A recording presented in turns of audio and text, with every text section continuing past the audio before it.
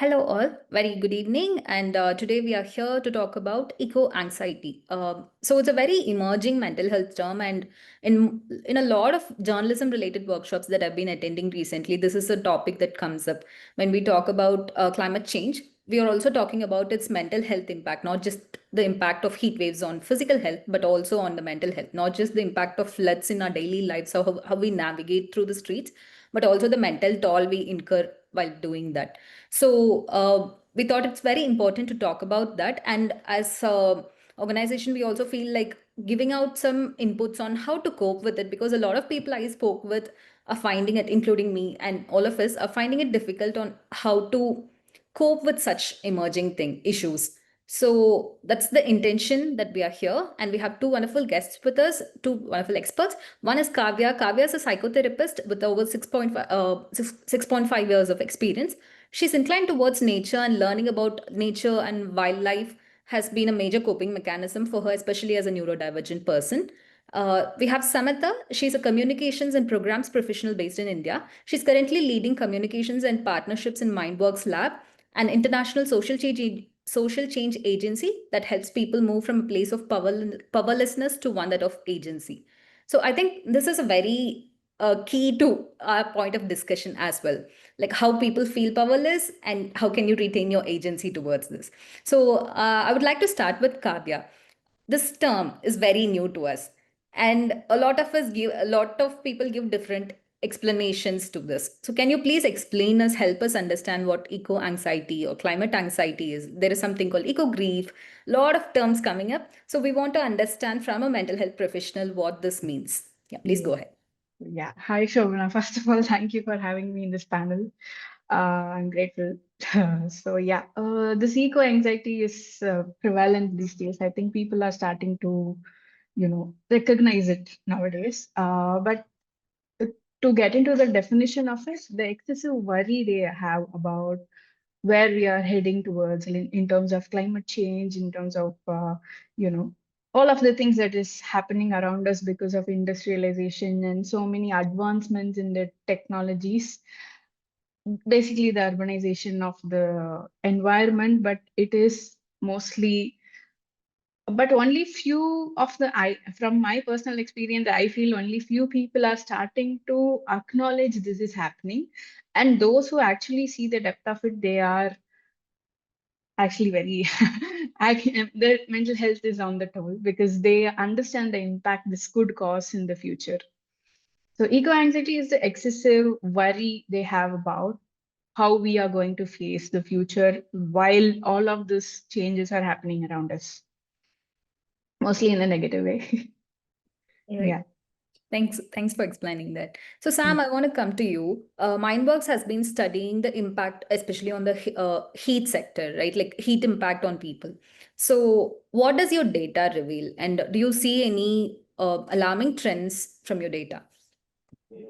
Thank you so much, Shobna. And once again, just like Kavya said, I'm also very excited to be here. This is an area that Mindworks is very invested in. So, when it comes to heat related impact, we at Mindworks look at it a little bit differently. We look at it from the social cohesion or the social emotion. So, like Kavya studying about the individual impact of it, we look at it more so from a collective psyche aspect, and we try to look at it from a cognitive lens. And our latest study that actually studied the impact of heat on people, this survey took place in 2024, and it showed us some really alarming trends actually. So we saw that positive emotions such as love and happiness fell by 56 and 47 percentage respectively. And negative emotions such as anger, powerlessness, and worry went up to 23%. This sort of shows how, when a crisis hits, how it actually impacts the human mind and how there is a surge of negative emotions suddenly, which, just like Kavya said, is going to feed into the whole negative outlook on how this is going to impact me. It also shows us an aspect of social psyche that's very interesting, which is people getting angry at others. So during a heat related crisis, human beings start thinking there are fewer and fewer resources. We call it the scarcity mindset that really goes up. So suddenly, from a society where we believe this is okay, we have enough resource to grow and flourish together. We go to a point, oh, there isn't enough, and that points towards, once again, an insecurity, right? That there is just not enough for everybody. Oh my god, how is this going to impact? So when you look at it holistically, you suddenly realize heat has its impact on livelihoods, infrastructure, policy, but heat also chips away at people's mental health, but also community and collective psyche. And it immediately directly shows in people as well, as and when the collective cohesion of a society or a community starts stripping away. So I would say from our studies, it's pretty clear that heat impacts how people perceive and feel things and what they believe in. And there is both a window of opportunity and a window of, problem right there, I would say. Yeah. Right. Um, That brings me to another question to Kavya here. Like, as Sam pointed out, there is data substantiating a large amount of impact on our mental health. But as an individual, I don't go and speak to my therapist that, the environment is like getting affected, the climate change is so much. So that's not something we bring up in our one-on-one sessions, right? So have you come across situations where people come to you seeking support for such anxiety, co-anxiety related stuff? And what type of cases are you observing? What is the trend you see from individuals' perspective? Yeah, actually, people who are inclined towards nature, who are very much into the environmentalism, they do talk about it. They do talk about eco grief and all of those things. But personally, I feel people who are in therapy are mostly privileged. I'm not saying all of them, because we also offer, sliding scale pro bono. So people, we reach all sorts of people. We reach out to people, but most people who are in therapy are mostly privileged people. I'm talking especially from social perspective, not financial. So it is the first change and the first impact that starts because of the climate. I think it is starting with the underprivileged people, and they don't even have the accessibility to, address it. So mostly people don't talk about it, but people who come forward and talk about it are mostly in the space to help people. They're not directly affected by it. They are in the place to help them. So I don't think they can exactly understand. They can obviously empathize with people about how it is impacting you. Because recently, also, when I went to an event to address the eco grief, so I was helping them, like, because they are mainly into environmentalism. All of they study the geographical changes that is happening, just like how Pulicat Lake. It is very much very. I mean, it is a precious place in our environment, but of how it is going to go away because of, all of the business plans they have in future, how the history is going to go away in few months or few years. Or but most people don't even realize the importance of I don't think most people even have the awareness of what is an estuary, what is the fresh water, what is the salt water, how it is going to mix up, how it is going to affect the, wildlife and all of those things. I think education plays a role here, and also people who talk about it, who understand it, they definitely feel helpless and hopeless. They definitely experience grief because we are seeing things, you know. It is for sure. It's just like how a cancer patient knows they are going to die in few months or years. They had to live with grief. That is horrible. That's the most terrible feeling you can experience. Just like that, these people who study these things, they can understand it is going to happen and it is inevitable, but they will have to live with the grief. So most people don't even understand. They go the things which I address in therapy sessions is, first, they don't understand they are going through grief. We will have to make them understand it is the same thing like how you when you lose somebody, you experience all of the stages of grief. So the same thing is happening, acknowledging. And it is even more complicated because it is invisible. You can't pinpoint, and it is also even more confusing because there are other things happening around the world, like people are trying to bring back certain species. People are trying to, because it looks like hopeful things are happening. At the same time, loss is also happening. Is it it is too confusing for the mind to understand that am I actually grieving, or is it better, is it getting better, because both of the things are simultaneously happening. Certain recently also I came across in Tamil Nadu, in Indian Ocean, some of the manatees are coming up. That's so it is, you have to, it has been cited after a very long, so many years, and people are very excited about it because they are again, the species is again coming back and all of those things. But at the same time, so many other things are going on in the banks of our ocean. So because, should I be happy about it or should I be sad about it? I don't know, because it is very confusing and it is coexisting, and I can't sit and grieve about it because I don't know what's happening. So that is the state people are in.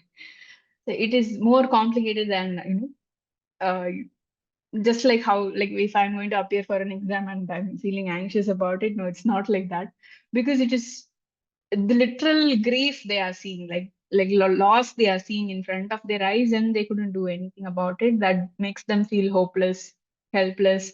I am seeing some people are feeling suicidal about it. That it goes to that extent because they are in that helpless feeling, because they come to the position of, they want to help and they want to rescue things and all, but in practicality they can't do anything about it, and that puts them towards helplessness feeling.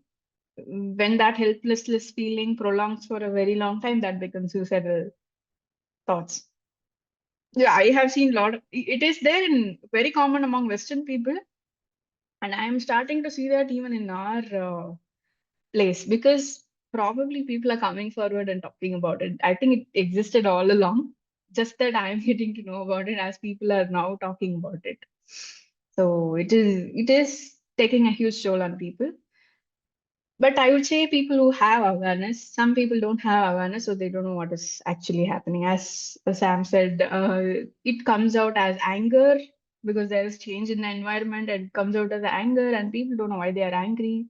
Suddenly they are very grumpy, they are moody, they are dehydrated, so many things are happening, but they don't know why it is happening. So on individual level, I would say more awareness is needed for people to, only when I know I am grieving, I can deal with it. I can handle my grief. When I don't even know what I'm going through, how will I handle it? So that's the state people are in right now. So, very interesting 2 points that you mentioned now. And I have a two-part question for you, Kavya, again. So, one, you mentioned that people are feeling helpless and they're taking whatever small initiatives they can. From my conversations with a lot of people, one of the common trends that I observed is that they're taking some small steps at individual level, say to avoid plastics at the home, at our homes, like how to dispose of garbage, segregating it, and all of that. And Mm. they believe those small steps could somehow help in coping all of this for them. So what do you see as the significance of this impact, like taking small steps, and how do you think they can gain, or what is the impact on the mental health about gaining the agency back through these small actions? That is one. um, the second part, you mentioned about the session on eco grief you had. I think it was organized by Poolagan and Bergal and Pulikat, right? Yes. So, what is the significance of a group session like that? What did you observe when people came together and spoke about it in one place, especially in a place like Pulikat? So, what was your observations and significance of such group sessions? Most people could relate to it. Like they could understand, like when I asked them to draw particular things and asked them to name their feelings and emotions, and they could do it. They had a lot of, I think it is coming from the I mean, we should address things from the grassroots level. Like they don't even know what they are going through. They can't name their feelings and emotions. I think it is directly linked to mental health perspective as well. Like, see, only when I know what I'm going through, I can. Most people couldn't understand what they were going through, and when I pointed out certain things, they could relate to it. Most of them could relate to it. But of course, there are people who had to resistance towards therapy and mental health because, again, it is for privileged people and it has its own political, you know, uh, negative view of it. So because of that, some people couldn't agree, and most people think mental health professionals cannot do anything about it. Because even directly they have pointed it out to me. How are you going to say we need to feel more positive about it? We need to we need to be happy about it despite all of this things going through around us. But actually, some people thought I am going to address it like be positive, be happy about it, ignore it. That's what they thought. That's what I'm. But I went and addressed that it is going to be there. It is a loss. It is inevitable. It is there in front of you. So obviously you are grieving. I was only talking about how to handle the grief. It was a very different perspective for them, because they have an opinion about mental health professionals that people are always they're going to talk about being positive, being happy, and all of those things. But uh, when I spoke about this in different perspectives, they could relate to it. They could understand. Most people benefited. I would say 70% benefited, and 30% were still skeptical about it. But I think, despite them being skeptical, if we address them again and again, they will be able to take help. And because I understand where they are coming from as well. Because certain things we saw there. We went to another place where it had mangrove. All of I forgot the area name. So it was near Minjur, I think. So somewhere there is a mangrove thing going on. So that is literally like a place where you would never put your foot in. It just the water is black in color, literally black in color. It is muddy. It is you will not step in because it looks like a sewage water. So you would never step into that. It is actually industrial waste into the water. And mangrove is a very precious thing. When we read about the importance of it, how it is helping in the environment, we would know how much it is important, how much we need to protect it, and all of those things. But all of the industrial wastes are coming into that one particular area, and a village is dependent on that water. They are fishing. They are doing so many things with that water, which we wouldn't even step in. We will never step in because it is a little wastewater. You would not do that. But in Poolagan Unbundle, they did a great job. They made us walk through that. Till your hip level, the water is there. So we were walking around it. It was full of muddy. You will not survive that because it is so bad. It is literally a wastewater.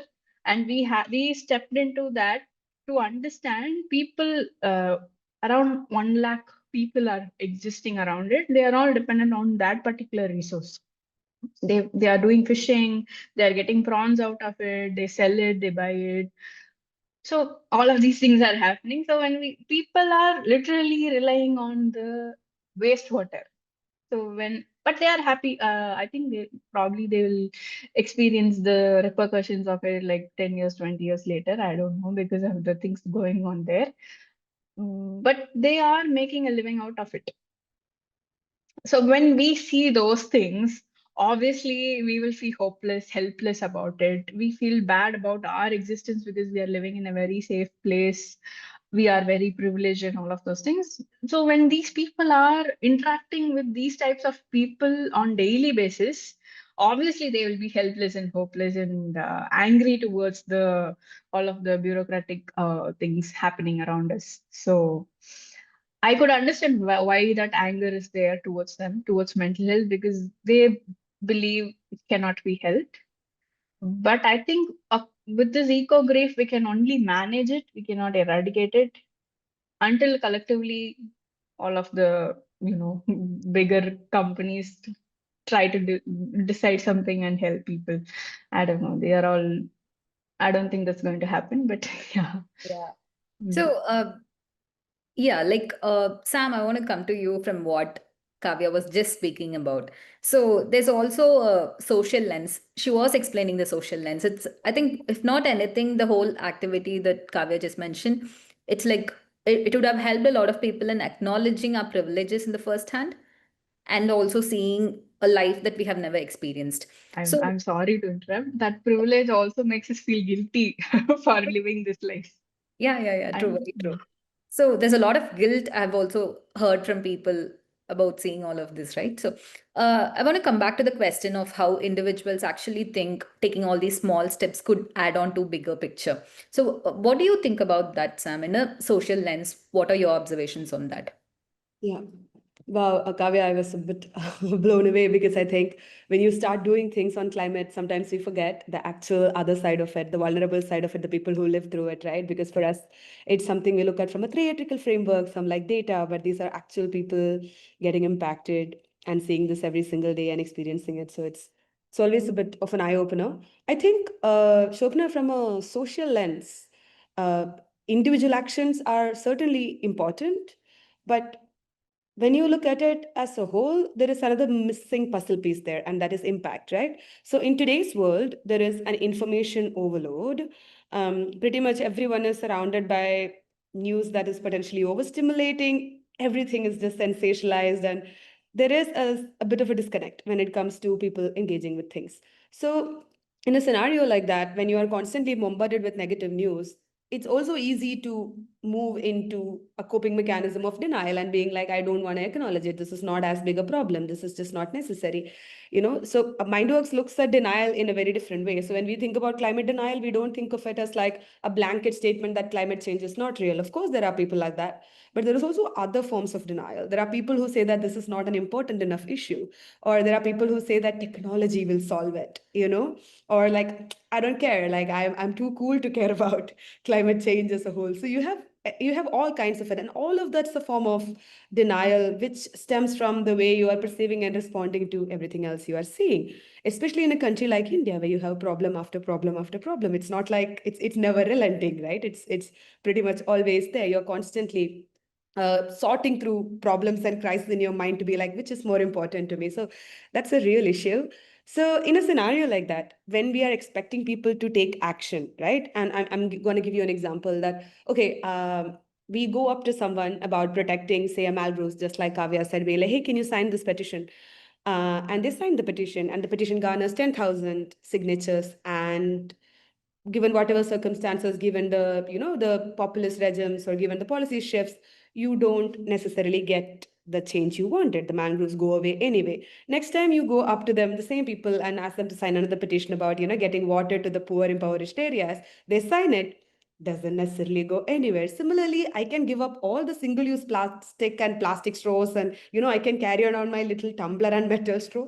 But next time when I see it's flooding and my drainage is filled with plastic rubbish, it's going to push me to, if anything, more frustration, not necessarily agency.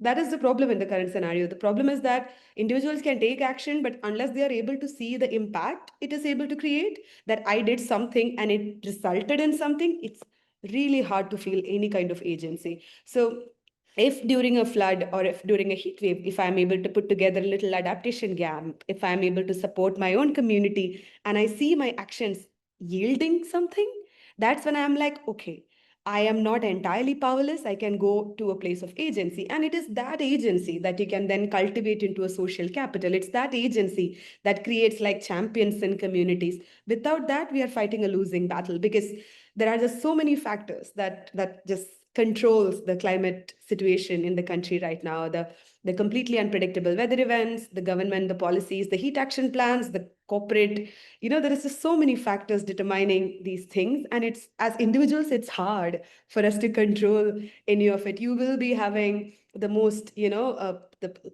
most degrowth, sustainable living. Someone else is throwing the most lavish wedding the humanity has seen ever that lasts for 10 days, right? Like, you have to live through these realities. Like Kavya said, this all coexist, that you make the small things, you start thrifting, but then you also see that, right? So it is to move someone from a place of powerlessness and disempowerment to a way of feeling agency.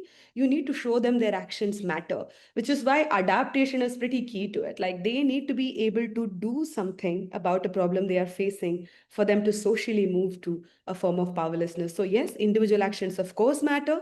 There is a lot of merit in making individual actions the norm so that more and more people do it. But powerlessness is social, and the actions need to also happen on a social level. So yeah, that's what I would say. Oh my God, I cannot agree more. True, true. Do you want to add something, Kavya?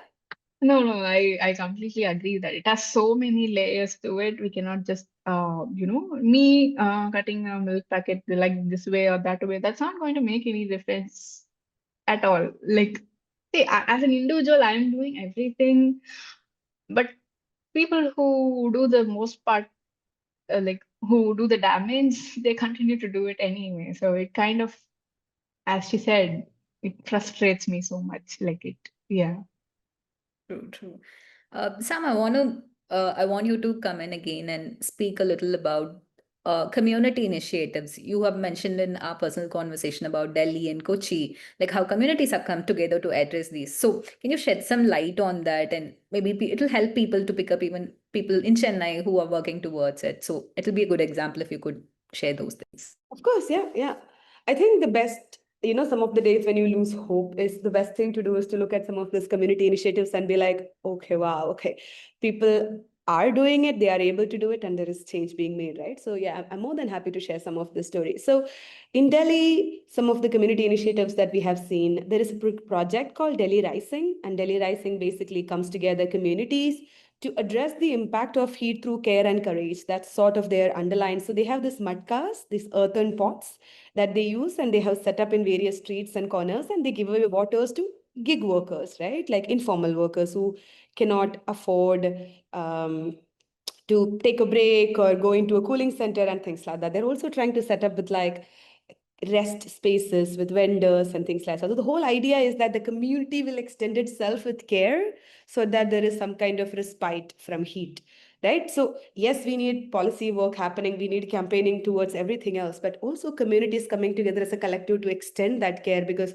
like I said, the data does show that it does impact the community resilience and the way they look at various things when heat and things like that happen. So there is certainly a big opportunity when we actually optimizes the community resilience, the community care, and sort of extending it from there, because that then creates a community solidarity which we can then further build on, right? Like if the community actually comes together, heat and cares for each other, next time when we talk about say solar adaptation, right, from a climate lens, you have a group of people who care and who knows what it means, right? It's so much easier to work with them than an entirely new crowd being like, okay, now let's talk about a different climate topic. So I think the Delhi Rising project is quite pivotal because it is so deeply rooted in community care, and that's something that will have to become the centerpiece of climate change, because this is here to stay, right? How much ever we want to avoid it, the floods, the landslides, the heat waves are here to stay.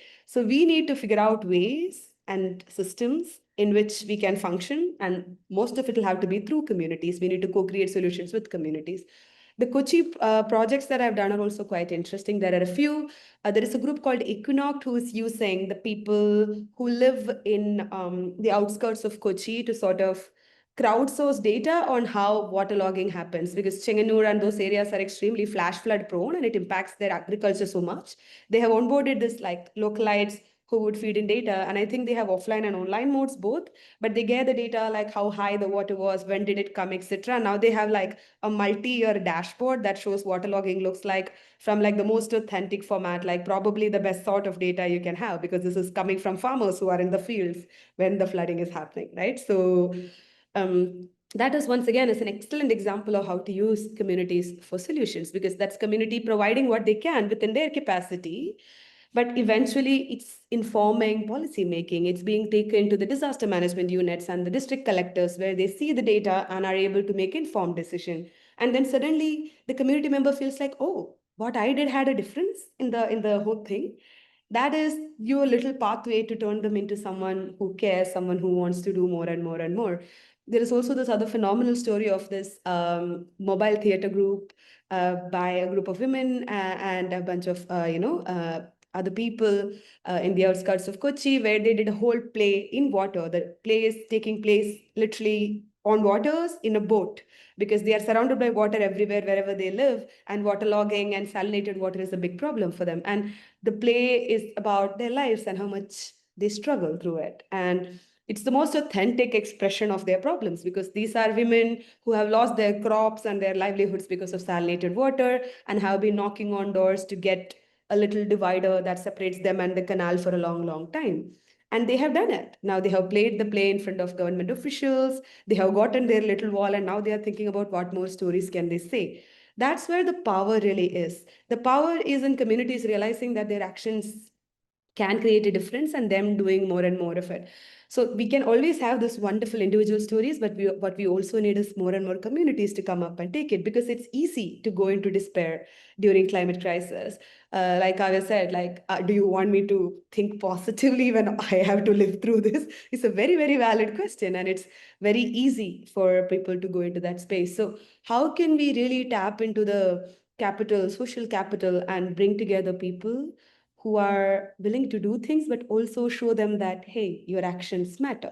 Because powerlessness leads to toxic anger, frustration, and that can only lead to much worse social outcomes, right? You are going towards a society that does not have any social fabric or solidarity if you feel that way. And that's not what we are looking for. What we are looking for is a more resilient society, and for that we need community adaptations. Yeah. Wonderfully put.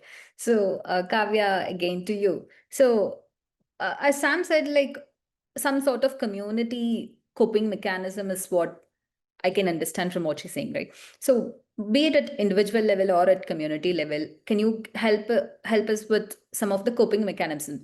Coping mechanisms. So, what do we do? Say I'm feeling frustrated that it's raining or like it's flooding or whatever it is, right? Sea water intrusion, livelihood loss, and the more and more I study about climate change and all of this, I'm feeling more negative emotions, as you guys say.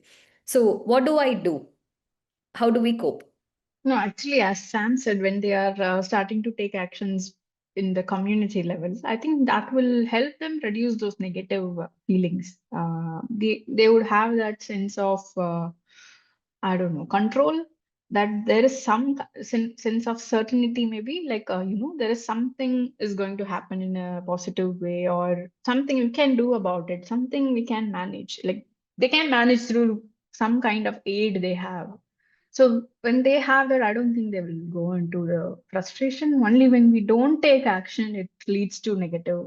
And also, people like us, they know it is uncertain. Anytime anything can happen, and it is only though when the community is not stepping in to help them, like government or any other people who are in power, when they are not there to be there for them, and they are going through some form of crisis, that's when it leads to all of the negative frustrations and anything. So when they are going to take that power by themselves through community actions, I don't think they will be, but there are going to be some negative. To cope with that, I think they can. I don't think, like, how in individual sessions we talk about the breathing exercises, journaling, all of those things are not going to change it. Only the shift in the mindset can change them. Like things can be done with the help of community and people who are, like people who are actually caring for them. That reminder that people like this exist can help them, feel hopeful about it. But I don't think in any individual level of journaling or whatever will help them. Like it is not going to, yeah. Yeah, I just Right. want to add one small point to Kavya's. I said I completely agree with her that there is only so much you can do before the system actually takes over and determines the fate for you. But I personally think there is just so much weightage on conversations that we don't necessarily use. When crisis hits, there is, of course, like a full-on barrage of information, but do we converse enough? Do we have enough conversations? Do we connect intergenerational people? Do we connect intercommunity, right? Like heat is the great equalizer. Everyone feels the heat. But when it comes to flood, people who live it's always the urban poor or the lower income or the people who live in the low-lying land and with like insecure housing that gets impacted, right? So there is also a certain bit of like, there is two groups there, one impacted, one unimpacted. Can we have those kind of conversations, inter-community conversation, intergenerational conversation, right? I think there is too many divisions. I think these conversations can really help. And that can be a starting point as well when it comes to, a climate crisis hits. Yeah, I would certainly also recommend having as many conversations as possible, because we need them. We need genuine conversations, lots of them. Yeah.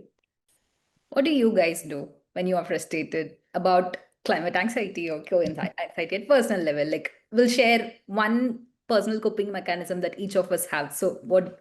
Just go ahead, share yours. I think I will cry for a while. And then I will, think about, recently, Jane Goodall has passed away and she has been doing so many things. And obviously, she would have seen so many, layers of problems, politically, personally, so in so many ways, she would have seen problems. Yeah. So when we look at it, it's just we need to remind ourselves that we can only do certain things. Like even recently, I was having a conversation with one of my clients about how AI is taking over everything, and people don't understand the repercussions of it yet. It is going to take at least 2 years for people to realize how much of there is a company, I don't know, like there is a conference going on in Dubai about all of the people who are in AI meeting and building companies about it. So they are planning to bring back the extinct species. I was like, oh my God, it is so superficial knowledge, and the people can do so much with the help of AI about current problems. So much is going on right now, and they can invest their time in that. So it's just that even with AI, even with the idea sounds very innovative, and it sounds very, like they're trying to help the environment and all of those things. But in reality, they're just trying to make money. So there is so much of species, so much of environmental problems going on right now. They can take part in that and help them. They can find solutions for that. But no, they are going to bring back the extinct species. I'm like, wow. So this is the level. So when I have conversations like this with people, so I can understand so many people are also going through the same feeling like this. And it's like how Periyar has continued to help people despite him being, disrespected in so many levels. He continued to do whatever he did because he know they will understand few years later or few decades later that what he is doing is the right thing. At that point, it feels like a very, wrong thing, or it doesn't make sense. What is he talking? Like people don't get it. They literally threw stone at him.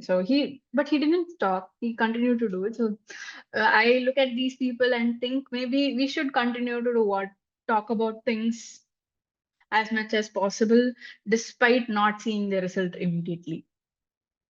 Obviously, we're not going to see the result. So this gives me a sense of, I don't know, validation to me that I am actually, at least I'm doing something, kind of a feeling, so that I don't feel bad about it. But obviously, I do have low times where I sit and cry about it, like where is this world going, and all of those things happen.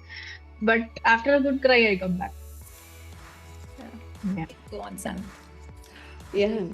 Um, I usually cope, to be very honest, by disassociating, because I think I am in the middle of the storm. I read so many reports and I get all this like news pieces from various parts of the country, sometimes really good pieces, sometimes not so good news also. So I'm able to compartmentalize a bit, like, okay, this is work related and this is emotional, this we need to keep them separate. But I think one thing I have sort of picked up from Mindworks, I would say, now I apply to my personal life as well, is that what is it that I can do within this capacity? So I'm looking at a crisis and it is so much bigger than me, it is so high on scale, and there are multiple puzzle pieces. I can only do so much, but what is it that I can do? Is it donating? Is it spreading the information? Or is it potentially writing a letter to a policymaker? it could be anything, right? It could be having a conversation with somebody to inform that. It could be anything. So I now look at problems and think, what is it that I can do? The second bit is, I think where I live, I am very much surrounded by nature. So nature is the best antidote, to be very honest, which is kind of ironic. So I do tend to also immerse myself in it and just ground yourself, because you realize how little you are and how small your problems are, how much of a speck you are when you do that. So I think it's a good real thing. But to have anyone feeling overwhelmed, what we are going through is a polycrisis. I don't think the world has ever seen a polycrisis of this scale. A polycrisis doesn't just mean multiple crises, it means each crisis is accelerating and accentuating the other crisis. You have AI taking away jobs, that leads to an economic collapse, that then leads to a mental health crisis, right? It's all interconnected, so it's totally fair to feel overwhelmed. So whatever your coping mechanism is, I think it's fair. We are all trying to get through it together, but do think about what is it that I can do today, and I think that can sort of help